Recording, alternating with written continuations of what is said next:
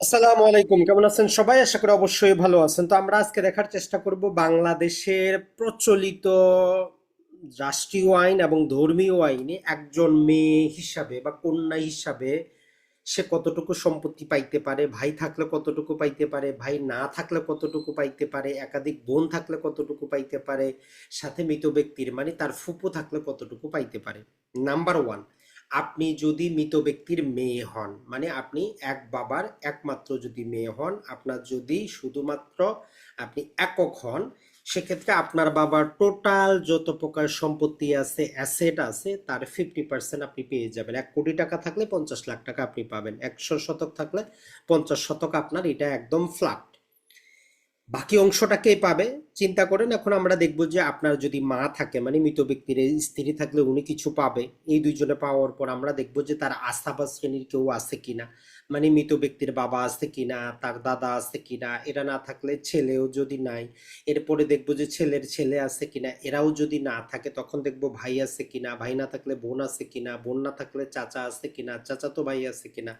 এরা একান্তই যদি কেউ না থাকে তখন রদ নীতি বলে একটা নীতি আছে, ওই নীতিতে আপনি আপনার বাবার টোটাল সম্পত্তিটা কিন্তু পেয়ে যাবেন।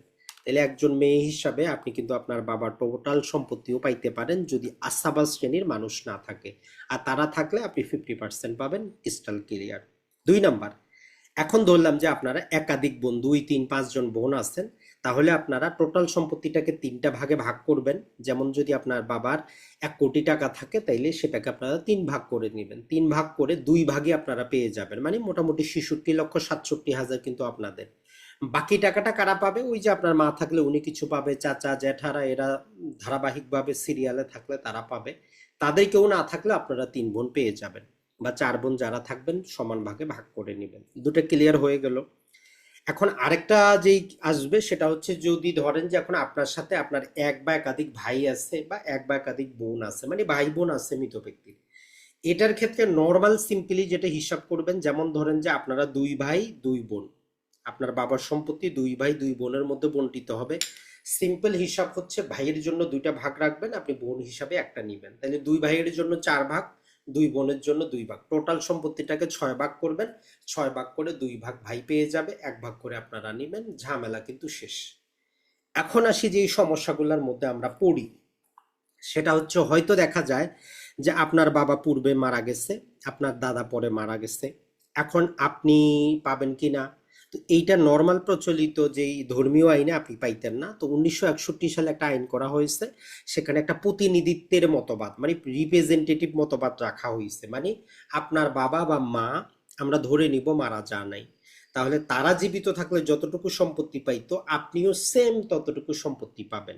এখন আপনি মেয়ে হইলেও ততটুকু সম্পত্তি পাবেন। এই টোটাল আইনি কাঠামোটা যদি আমাদের জানা থাকে তাইলে আমরা কি করব না, প্রতারিত হব না। দেখেন, আপনার বাবার বসত বাড়ি বলেন, কৃষি জমি বলেন, সকল ক্ষেত্রে আপনার অধিকার আছে, সেটা ভিন্ন জিনিস। যে ওই একটা মতবাদ আছে যে আপনি বসত বাড়িতে পাবেন না, আসলে বিষয়টা কিন্তু এমন না। মূল কথাটা হচ্ছে আপনি সেখানেও পাবেন। ধরেন যে আপনার বাবার শুধু 2টা রুম আছে, এক রুমে আপনার মা থাকে, এক রুমে আপনার ভাই থাকে। এখন আপনি যদি জোর করেন যে এক রুমের ওই মাঝখানটাকে পার্টিশন করে আপনাকে দিতে হবে, আদালতের রায়টা ওই রিলেটেড ছিল, কিন্তু আপনি অবশ্যই পাবেন। আপনার ভাই আপনাকে টাকা পয়সা দিয়ে কম্পনসেট করবে, অথবা আপনাকে অন্য জায়গায় প্রপার্টি দিয়ে দিবে, আপনার হক কিন্তু নষ্ট করতে পারবে না, এটা মনে রাখবেন। আর আপনার বাবার কৃষি অকৃষি জায়গা জমি প্লট ফ্ল্যাট সব জায়গায় আপনি অংশীদারি হবেন। আপনার বিয়ে শাদির জন্য আপনার ভাই যে টাকা পয়সা খরচ করছে সেগুলার বিপরীতে এটা কেটে রাখার কোনো বিধান কিন্তু নাই। এখন দাবি করবেন কিভাবে?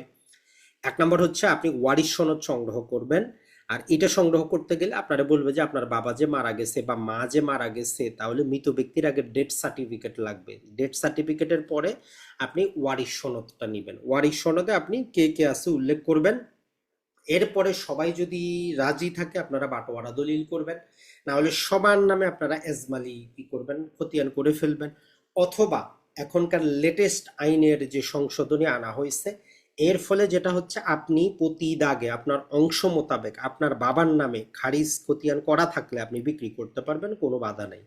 আবারও বলতেছি, আপনার বাবা অথবা মায়ের নামে পিতৃপুরুষের নামে খাজনা খারিজ করা থাকলে বাটোয়ারা ছাড়াই প্রতি দাগে আপনার প্রাপ্য অংশ আপনি বিক্রি করতে পারবেন, আইনগত কোনো বাধা নেই, সাব রেজিস্ট্রার দলিল রেজিস্ট্রেশন করে দিবে।